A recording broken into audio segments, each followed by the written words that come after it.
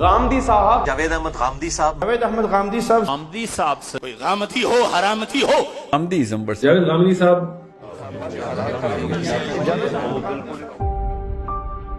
پورے دین کو آپ راشنلائز کر رہے ہیں، عقلیات کا آپ کے اوپر بہت زیادہ غلبہ ہے، یہ کس طرح آپ پر یہ غلبہ ہوا ہے؟ یہ سوال مجھ سے اسلام آباد میں ایک صاحب نے کیا تو میں نے کہا کہ مجھ پر لعنت ہو اگر میں دین کو ریشنلائز کر رہا ہوں. میں تو دین کے اندر جو اس کی عقلیت موجود ہے اس کو نمایاں کر رہا ہوں.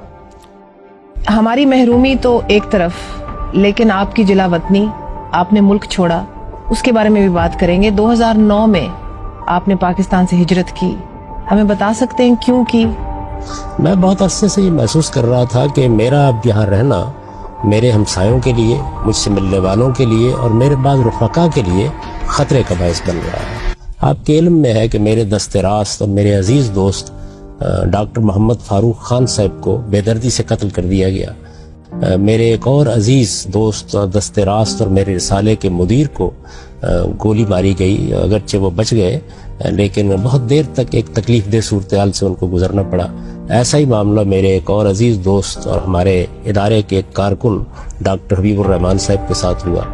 تو میرا احساس یہ تھا کہ اب یہ چیز کیونکہ بڑھتی جا رہی ہے، اس کا شدید اندیشہ ہے کہ کسی موقع پر کوئی ایسی کارروائی ہو جس سے میرے محلے کے لوگ، ان کے بچے خطرے میں آ جائیں.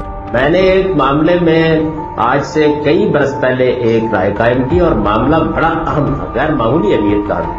میں جو دین پر کام کر رہا ہوں مسلسل، تو کوئی 3-4 ہفتے پہلے کسی گفتگو کے دوران میں جب میں اس کی وضاحت کر رہا تو مجھے ہلکی سی کھٹک محسوس ہوئی اپنی بات. اب جب میں نے اس پر غور کرنا شروع کیا، سب کام چھوڑ دیتا آدمی، اس کے بعد یعنی معلوم ہوتا ہے کہ دوسری دنیا وجود پذیر ہو گئی. کام کرنا شروع کیا تو رات کوئی 3-3:30 بجے قریب میری غلطی مجھ پہ واضح ہو. اور جب غلطی واضح ہو گئی تو میں زندگی میں کبھی اس طرح نہیں رویا. میں نے اپنے خدا کے سامنے سر ڈال کے یہ الفاظ کہے کہ پروردگار، اگر اس غلطی پر متنبع ہونے سے پہلے میں رخصت ہو گیا ہوتا تو ہلاک ہو گیا. یہ دور ہے اولاد یافت کا دور، اس امت کی تکوین ہستی ہے اور یہ ہے روح اس میں بدن سے الگ، بدن جس طرح ہے رہن سے الگ، ابد جس میں دنیا کی موت و حیات، خدا خود یہی عالم شفقات، نہیں اس کے ارباب دانش کے راس، اگر علم و دانش کو ابا شناس، رگو پے میں اترے ہیں اس کی یہود، وہ صدیوں سے جن کی معیشت ہے خود، درود اس سے محکم درود سے بات، دیگر گن ہے انسان کی ذات و صفات، حیا جس طرف دیکھیے سرنگون، وفا اس کے شہروں میں خار و زبون، نہ رشتوں کی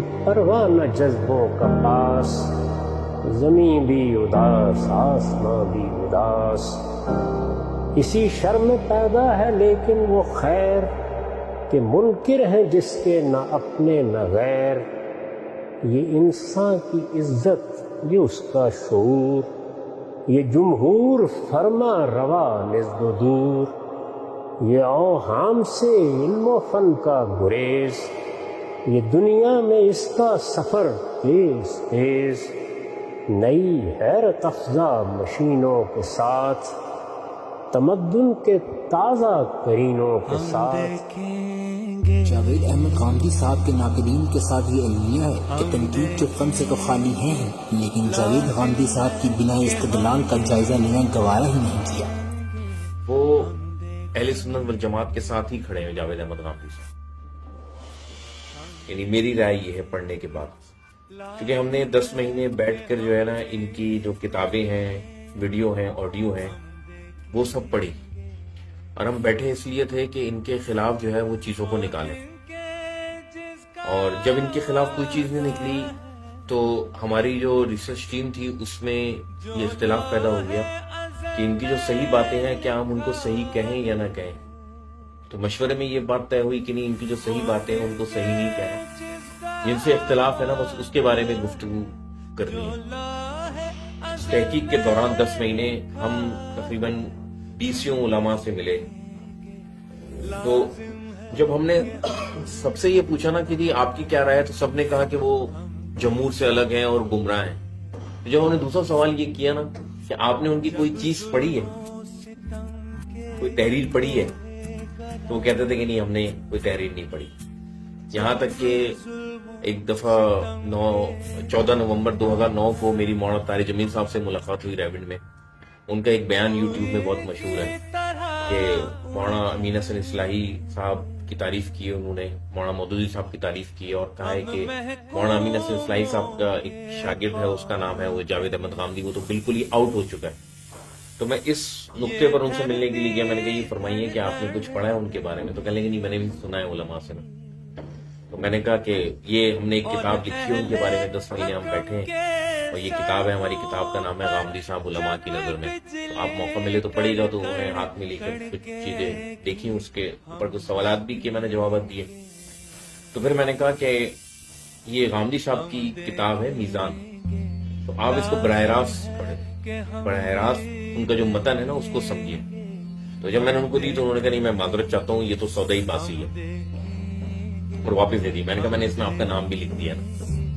तो ये एक हमारी उमूमी रिवाज है कि लोग बगैर पढ़े जो है ना वो गुफ्तगू करते हैं। दूसरी तरफ वो उल्मा भी हैं जिन्होंने जावेद अहमद गामदी साहब से इल्मी इख्तिलाफात किए, लेकिन वो उल्मा भी किसी हद तक जावेद गामदी साहब की फिक्र को समझने में गलती कर बैठे हैं।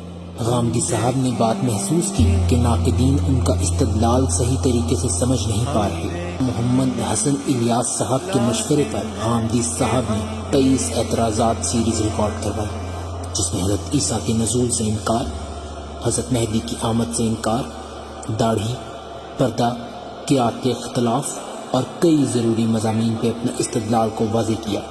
अपनी नौयत का ये बहुत ही ख़ास काम था।